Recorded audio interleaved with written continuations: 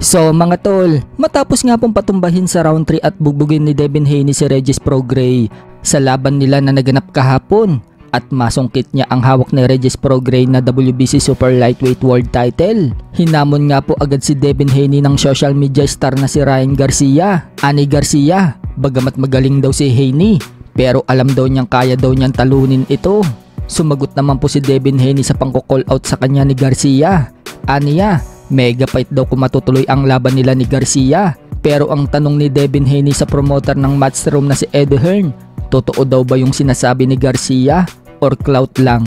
Kaya sabat ni Eddie Hearn, si Oscar De La Hoya daw ang nagsabi na papalag daw ang alaga niyang si Garcia. Pero big fight daw yan kung matutuloy ang laban nilang dalawa.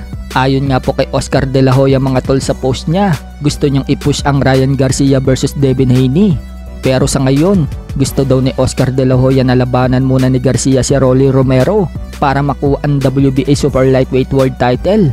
Saka daw lalabanan itong si Devin Haney. Samantala, hinamon nga din po ni Devin Haney si Gervonta Tank Davis.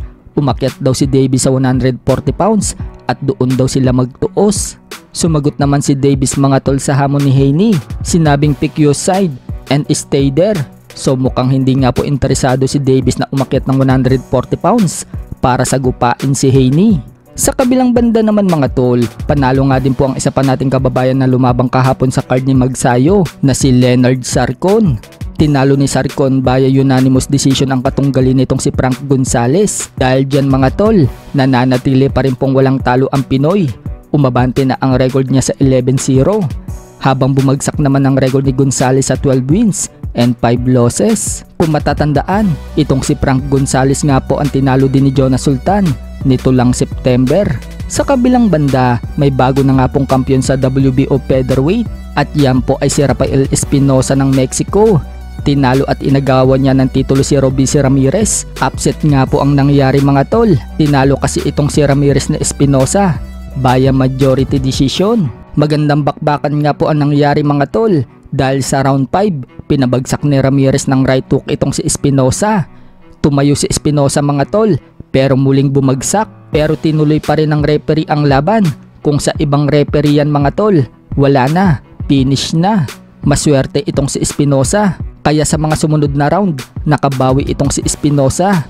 Hanggang pumasok ang round 12, si Ramirez naman ang bumagsak. Sa huli, ibinigay nga po ang panalo kay Espinosa via majority decision sa score na 113 to 113, 114 to 111 at 115 to 112.